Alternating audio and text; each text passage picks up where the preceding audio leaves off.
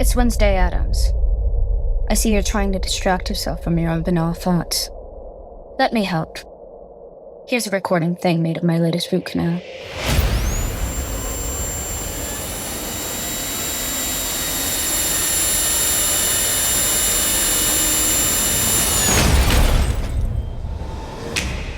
Wednesday, Season 2, begins August 6th, only on Netflix. I just want to say before we start, guys, that I love you more than I like chocolate ice cream with whipped cream on it. Be still, my heart. Are you lactose intolerant? I am. You're a dick. Welcome to What the Hack, a show about hackers, scammers, and the people they go after. I'm Adam Levin, founder of Cyberscout, and constantly amazed at how creative Beau can be in inventing introductions for himself. No idea what you're talking about. I'm Adam Levin, and I am a private investigator who lives in Philadelphia, currently seeking lost dogs. I'm Travis Taylor, and I'm neither one of those things.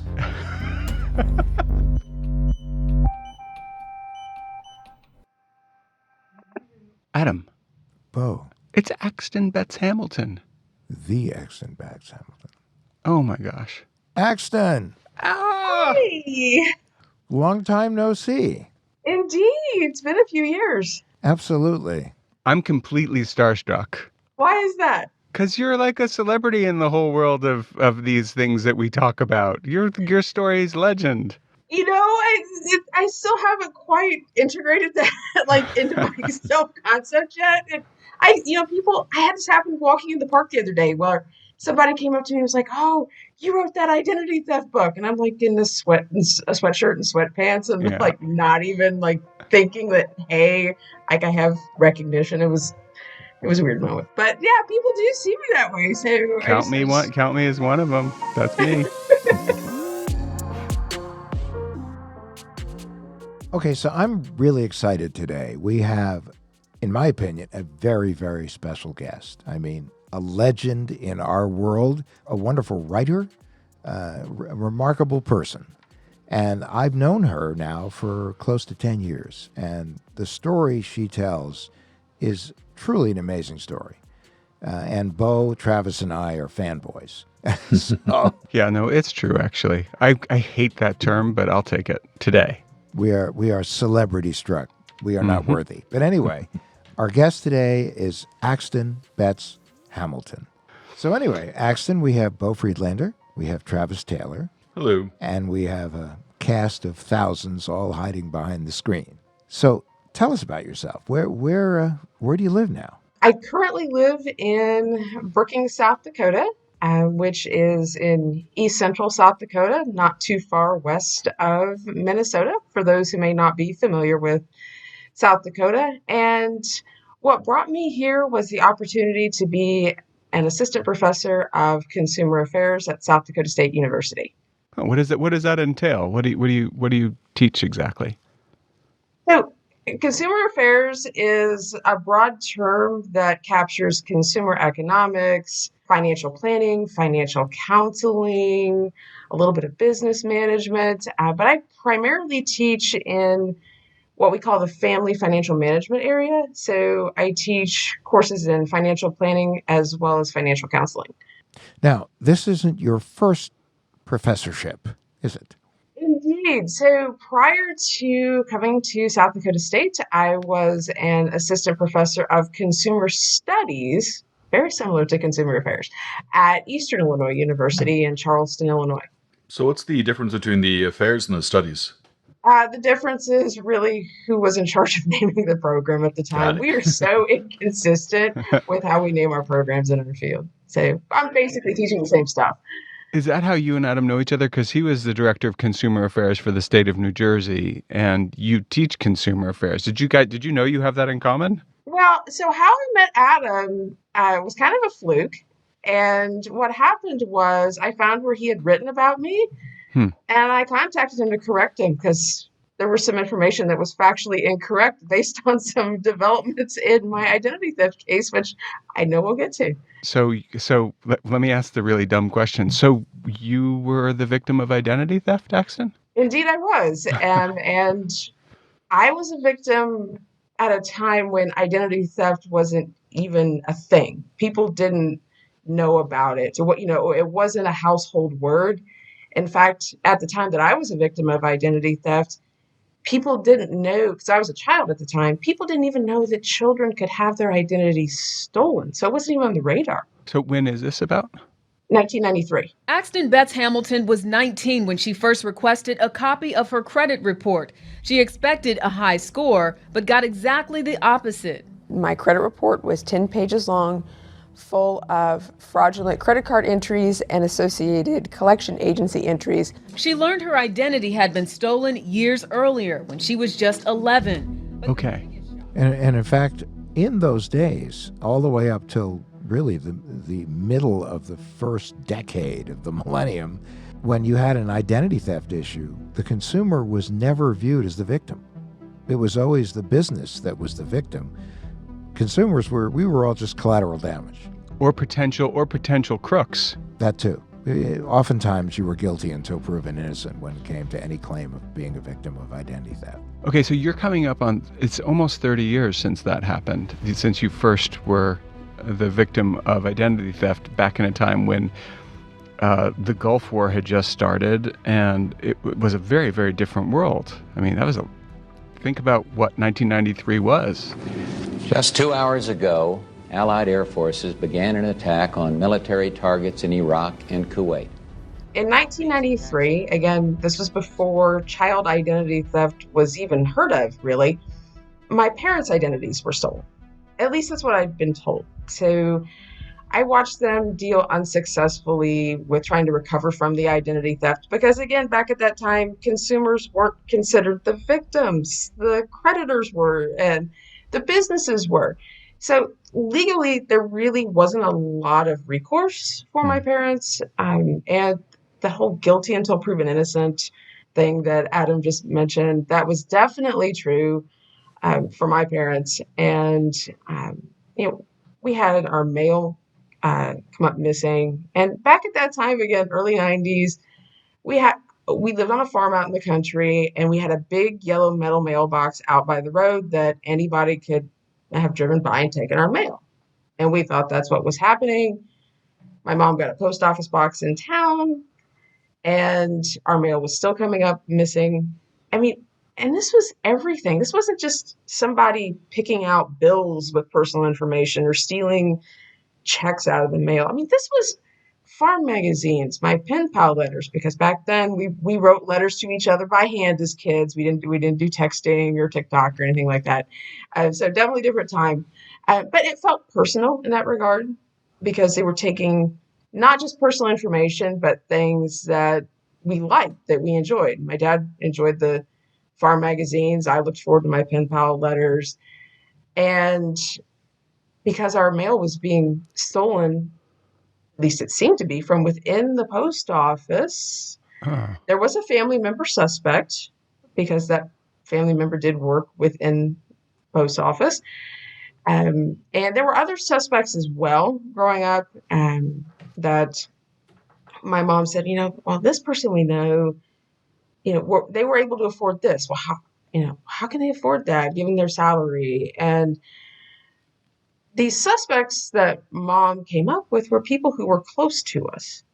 And so the way to deal with that was, because we didn't know who was responsible for the identity theft, and in the eyes of the law, my parents weren't victims, the way to protect ourselves was to pull back from those relationships. So those relationships with family, friends, we just gradually faded away. So your mom, at this point, said the best thing we can do, since it might be this person or this person or this person, one of them being a family relation, was to withdraw from? Yep. We just gradually stopped talking with people. So family, friends, extended relatives. And on my mom's side, there really wasn't a lot of family. In fact, as of now, I'm one of 2 living relatives on that side. But my dad's extended family is huge. So he was one of 50 grandchildren. So there are a lot of relatives on that side. And we weren't allowed to talk to them because many of the people on that suspect list that my mom seemed to be adding to, they were relatives on that side. So wow. we didn't talk to them. We didn't go to family reunions. We didn't gather for holidays. And, we didn't talk to them on the phone. Of course, because of the identity theft, our landline was shut off. So it was a very isolating experience, but in a way it felt okay because it felt like it was our only method of self-protection. Now your dad and your dad was the only other person living on the farm with you at the time? Well, yes and no. So the farm that I grew up on was actually my grandfather's farm. So we lived in a mobile home on the property. Mom or dad's side? On mom's side. And then when Okay. he passed away, that seemed to be the trigger point for the identity theft. He passed away in 1993. The identity theft started not too long after that. And when we moved into his house, so we moved from the mobile home into his house, my other grandfather, so my dad's dad, moved into the mobile home. So I always had a grandfather around. So, that was a nice benefit. We didn't tell my grandfather what was happening, though. We didn't talk to him about it because we weren't sure if he would maybe tell my aunt or my uncle. Or he went to the American Legion every day. We weren't sure who he might say something to that he shouldn't. So we never discussed the identity theft with him, even though he lived with us from 1995 to 2011. So the only people who knew were the three of you, your mom, your dad, and you. But now, what exactly was the identity theft that they were experiencing?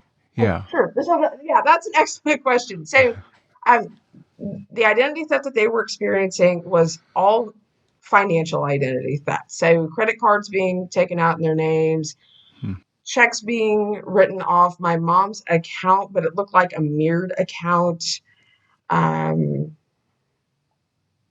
People going to payday lending places and cashing checks using that mirrored account. That's always a favorite. People establishing bank accounts in my mom's name. Was it a lot of money or a little money? Well, so in total, and this is now knowing everything that happened, it approximately $600,000 over a 20-year period. Oh, wow.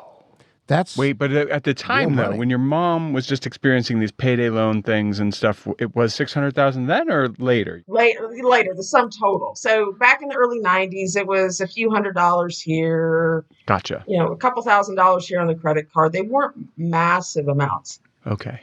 What did you and your parents call it? Like, how did you talk about it if you didn't really know that was a specific type of crime? Mom called it identity theft. Okay. And as a kid, I just assumed that she knew that's what it was because she worked in the financial services industry. Oh, she worked in financial services. Yes. So she understood kind of what was being done to the family. Yeah. So she understood what identity theft was, and she understood, at least I presume, she understood what we could do to stop it, which really wasn't that much back at that time.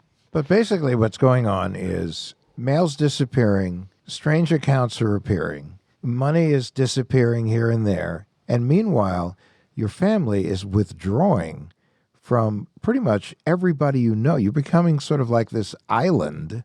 It's like the third act in a game of Clue. Mm-hmm. Yeah.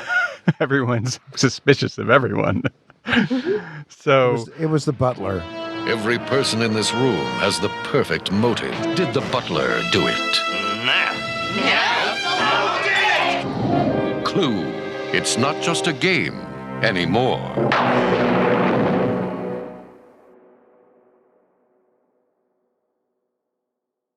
So now the wagons are circled in this weird way. Your mom's isolated the families to keep them safe from further crimes, right? That's kind of where we are. And then what happened? Did it stop? Did the crime stop then? Well, no. And one of my motivations for going away to college, which, by the way, was a big argument back at that time, going away to school versus living at home and commuting, I wanted to get away from the identity theft because it never seemed to go away. We seemed powerless in response to this. And there seemed to be no consequences for the person who was able to do all of these things. And it seemed personal. stealing pen pal letters and, stealing the farm magazines. It's not just account numbers and social security numbers. It felt like someone close to us. And it felt like someone was trying to be mean. Right. It felt like someone who had a personal vendetta with one of my parents or both of them. Huh. And so I thought the way to get away from it was to go away to college. So I went 100 miles away from home to Purdue for college. Spent the first year in the dorms and didn't have any problems financially. Thought, okay, the identity theft is behind me. They won't find me at Purdue. So that shows you how naive I was back then. And my sophomore year, I moved off campus, got my first little dinky studio apartment that had the 70s wood paneling. But hey, I was proud of it. It was mine. And I called the electric company to establish service. And they told me the day and time they would switch on the service. But hey, things are great. We're moving along. And a few days later, they sent me a letter in the mail saying, we need a $100 deposit to turn on service due to your credit score. And by the way, here's a number to call for a copy of your credit report. I didn't think anything of it because I knew enough about credit then at 19 to know that not having enough credit can be just as damaging as having bad credit. But kids' identities can't be stolen, right? So this is nothing. The identity theft has nothing to do with me. So no big deal. I called the number to get a copy of my credit report from whatever credit bureau it was at that time. And I just wanted to see what a credit report looked like. I didn't know. And about 6 weeks later, I remember getting off the city bus at my apartment building and seeing this really large manila envelope sticking out of the top of my mailbox. Mm-hmm. And I thought, oh, that looks official. What is that?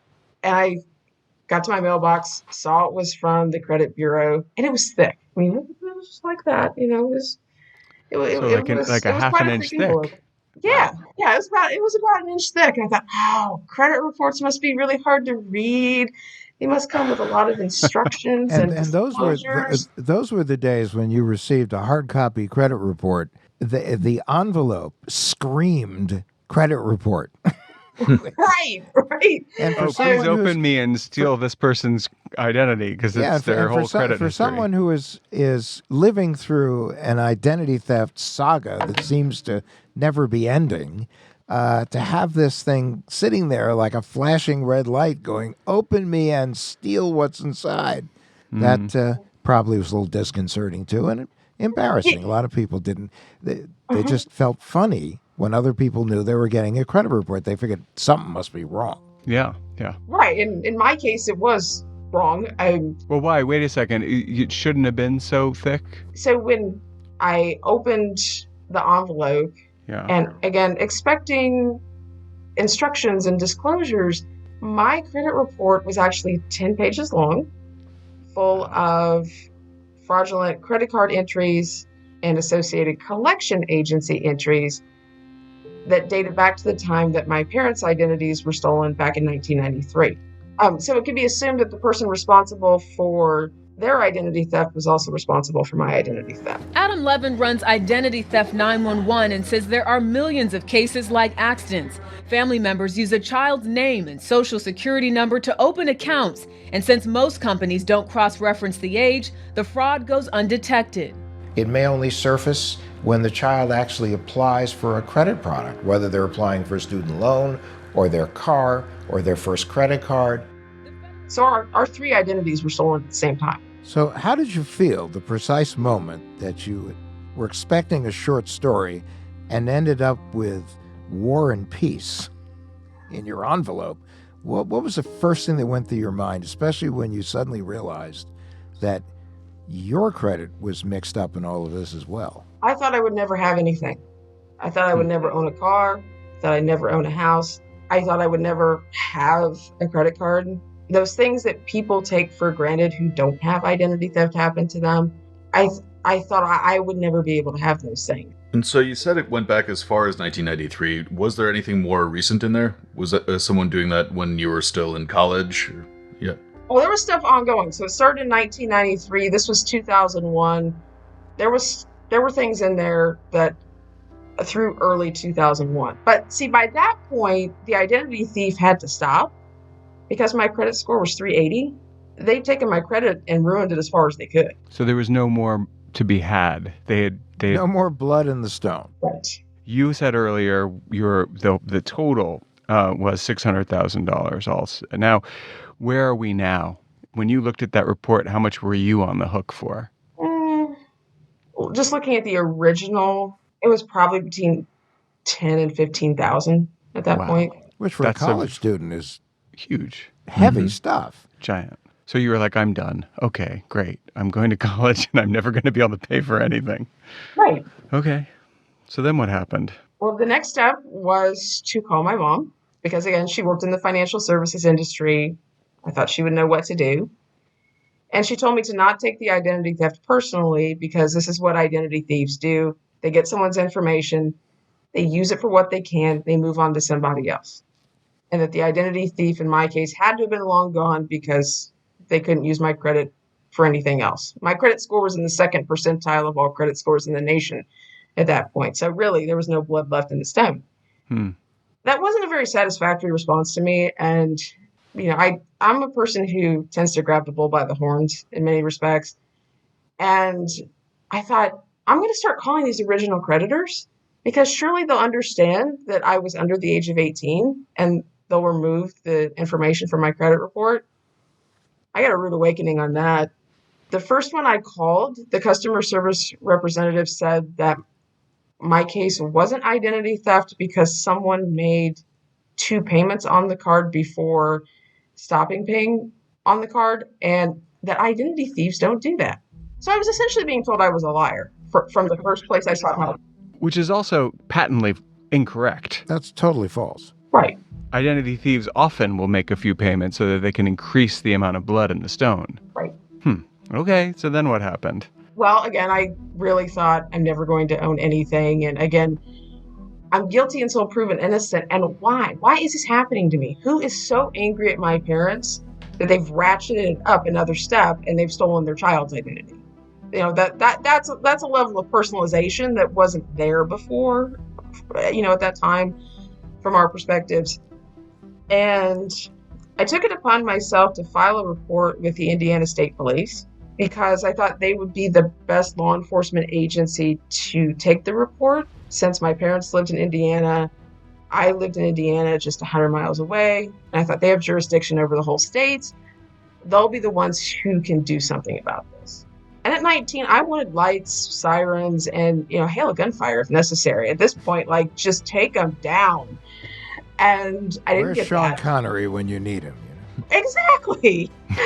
And the Indiana State Police did take a report. It's a very brief report. It said, I'm trying to remember the exact wording, unknown suspect opened credit cards in complainant's name. I remember it was 2 lines on the sheet. And I was given a copy of the report and said, I was told, good luck.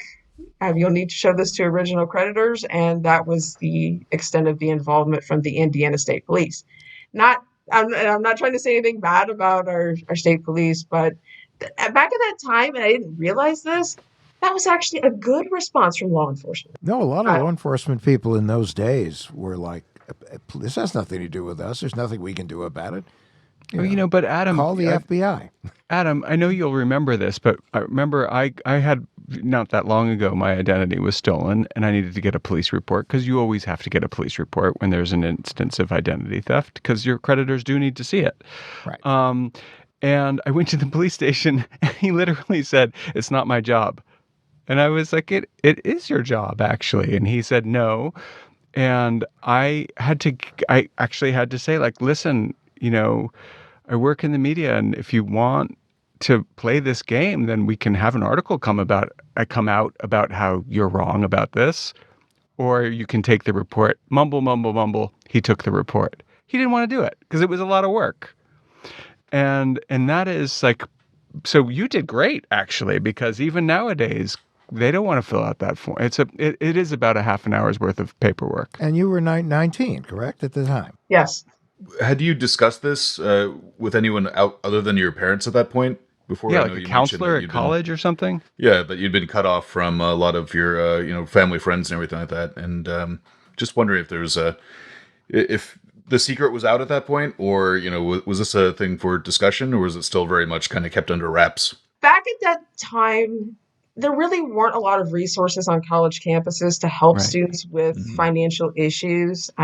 There was psychological counseling services available, financial aid counseling available, but financial wellness programs and things of that nature didn't exist back then like they do today. Hmm. So there really weren't the appropriate resources on campus for me to reach out to. And I'm not sure that, given where I was at that time and given my family's experience and how that shaped my worldview of who to trust and who not to trust, I'm not sure that I would have reached out for help to anyone outside of the family beyond the original creditors and the police.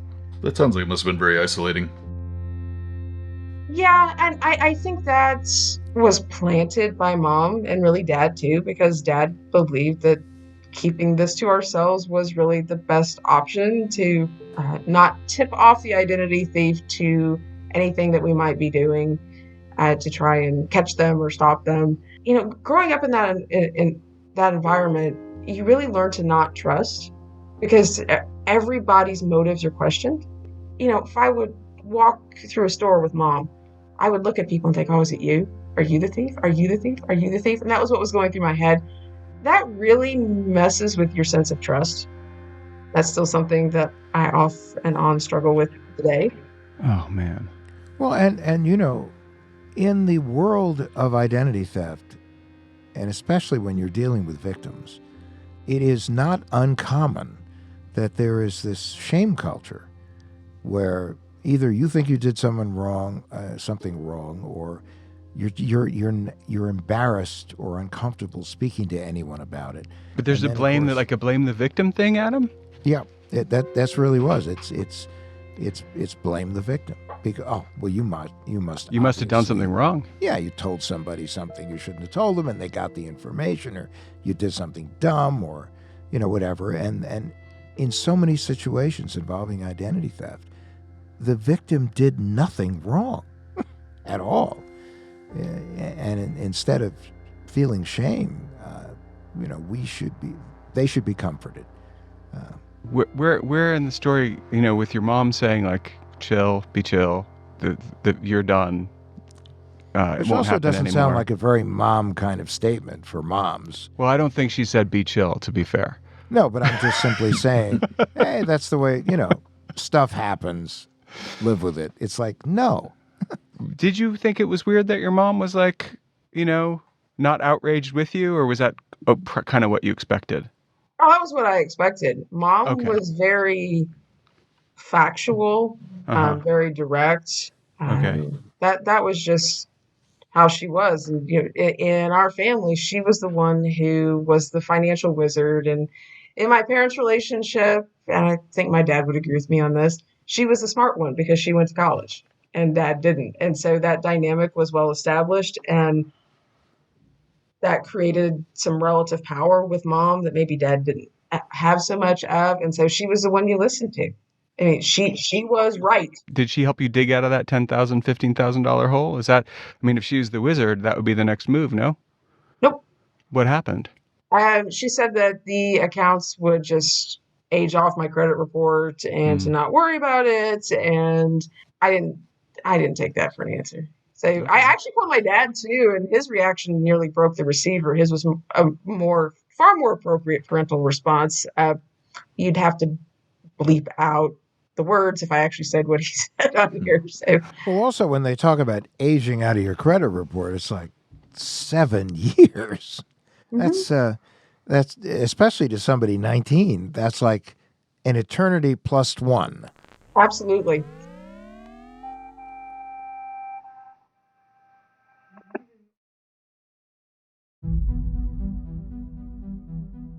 So, okay, now you've been told that it'll age out. Mm-hmm. Now what? You're all done and it didn't happen anymore and everything's cool. Well, no. No. So I really started working on getting my credit report clear because, again, I didn't feel like this was fair to me. There was a part of me that thought I'm in college and I really can't be stopped from doing this. So how did you my mom do it? can't say, no, don't do that. Yeah. So I started contacting original creditors, collection agencies, which, by the way, collection agencies generally are not very sympathetic to identity theft victims. Mm-mm. And No. contacting the credit reporting agencies. And I did that to dispute those fraudulent accounts. And I started working to build good credit while I was going through that process, because that process was so slow and so painful. And sometimes those disputed accounts would be verified simply because my name and social security number matched. Well, of course it did. That's the whole game of the identity theft. Your name and social security number match. It looks like your debt, so it is your debt. So what kind of good credit were you building at a time when nobody wanted to give you credit because your credit score was, somewhere below a submarine in the middle of the Meng Trench in the Atlantic Ocean? So That's a very good descriptor. Beau and I like to talk about being on the bottom of Loon Lake under a bottle cap, but in your case, you were like in the Great Trench. So how'd you do it? So I applied for a credit card from a subprime lender. And in fact, my credit score was good enough to get the platinum card, not the gold or the silver. Ooh. I got the platinum card with a $300 credit limit, a $69 annual fee that was assessed before they would send the credit card, and the APR on that credit card was 29.99%. Wow. Whoa. So you got the new truism, which is there's nothing more expensive than having bad credit. Did they require you to put up a deposit as well? Because many of these guys used to do that. They'd want a deposit to cover the full amount of the account, and then as you made payments, they would then back off to like 50% of the account in a deposit. No, and maybe that's something that they did with the gold and silver card holders. I guess I was privileged with the platinum account, but and so I had that card for a month, and then the car that I had was not worth repairing, and I went car shopping, and I needed a car loan, and at the time I was living in Illinois, and I drove over 100 miles one way to find a dealership that would give me special financing. Special financing is not a good thing. No. Special financing on a 5-year-old used car, and forget what I paid actually for the car, but I do remember the APR on that loan, 18.23%. So that was like putting a car on a credit card. Yeah. Yeah. 18%. 18%. And that was with my mom co-signing. Oh, your mom co-signed. Right. Well, that's nice. So you got some help from your mom there, and you got a car, and are you on the road to now? Did you make all your payments in a timely way, and you basically were staying on top of it? What I did is I made on-time payments for 6 months at that 18.23% APR, and then applied to refinance and got the interest rate cut in half. Nice. Now, while you were doing this, was there any parallel identity theft continuing with you as your credit score was starting to build itself back up again? No, which at the time it made what mom said when I was 19 about how identity thieves use your credit and move on made sense, because it's like the person responsible for it just moved on. It does make sense. Totally. And then you got to build your credit up again, and you were doing it slowly. And from that moment, you never experienced identity theft again. Correct. Huh. So where's the $600,000 coming from? Well, that is the combined total of all of our identity thefts, because it turns out that even though the identity theft with me stopped, it continued with my dad, and it continued with my grandfather. And while all of this was going on with me getting a new car and getting that credit card, we didn't know his identity had been stolen. Did anyone else in your family experience identity theft, or was it just the people living on the farm? Just the people living on the farm, just the immediate family there. We need the Sean Connery moment. So clearly this identity thief got caught and went to jail for 20, 30 years. No. No? While this was happening, What were they continuing? Was it credit cards, payday loans, or did they take a new avenue in order to? Yeah, were there like houses or businesses or caterpillars? Yeah. So, what was continuing with my mom and dad was new bank accounts, credit cards, tax-related issues, utility Tax. accounts, Oh. both state and federal tax issues. So in other words, someone was filing fake returns and then diverting refunds. Was that what was going on there? Turns out they were filing fraudulent information to try and avoid paying taxes altogether. I don't know if there were actually any refunds ever issued. From the documentation I have, that doesn't appear to be the case. All right, so then we're now at the point where your mom's also presumably getting having identity theft happen to her as well this whole time, correct? Correct. Presumably at some point everybody's credit was wrecked. Oh, it was. So then did everyone start rebuilding their identity and you never figured out who it was, or? Mom and dad kind of gave up on that in terms of rebuilding their identity. My dad became a cash only kind of guy. Pay the electric bill in cash, pay the cell phone bill in cash, pay for cars in cash. And he just decided he didn't need credit. And presumably mom was the same way. And they just did without. I was the only one who worked on rebuilding my credit. And I felt like I had to because of my age. Mm-hmm. My grandfather didn't know that he was a victim of identity theft. So he didn't have a lot of knowledge about finances. So he didn't work at all to rebuild his credit either. Now, how old was your grandfather while this was going on? He passed away in 2013 at the age of 83. So this would have been going on in his late 70s and early 80s. Which it's terrible for a senior citizen to have to live through this along with everything else. Mm-hmm. So I'm hearing you now. We're now at 2021. You seem like you've got some peace in your heart. Is that because you did finally figure out who the identity thief was? I did. And along the way, I earned 2 graduate degrees in the process. And while earning those degrees, I focused on identity theft and child identity theft in the hopes that I would learn something that would lead me to the big reveal of who was responsible. That actually happened 6 months after finishing my doctoral program. Okay. And how many years after 1993 was that? 19. So I finished my doctorate in 2012.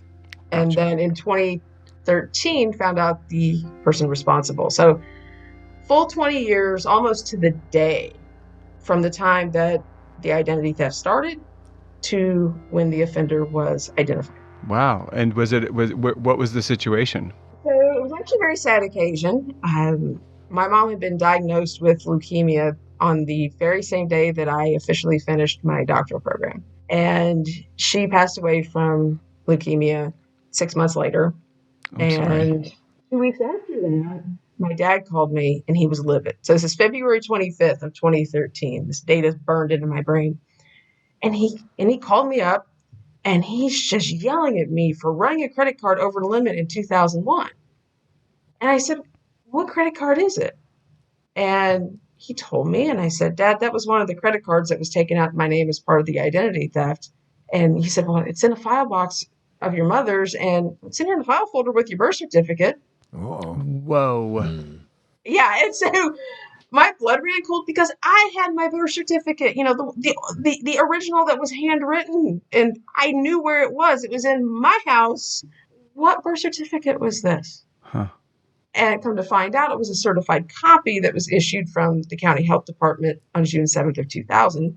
So it wasn't the original. So that was the credit card and the birth certificate together. I knew then that she was the one and that her identity had never been stolen.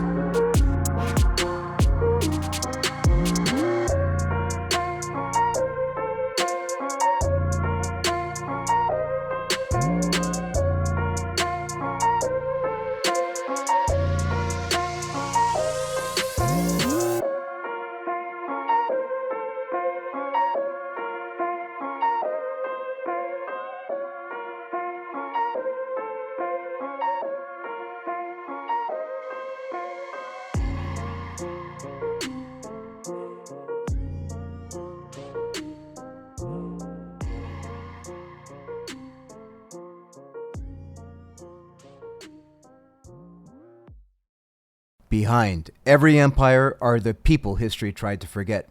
Lost Roman Heroes tells the stories of the remarkable characters who shaped Rome from its mythical beginnings to its final fall. Each episode blends armchair storytelling, sharp historical insight, and a bit of humor to bring these lost figures to life. From generals to scientists, from rebels to empresses, from priests to politicians, these lost Roman heroes have one thing in common. They stood up for civilization when the bad guys threatened, and in doing so, they changed the course of human history. If you're into history that's vivid, surprising, and deeply human, this show's for you.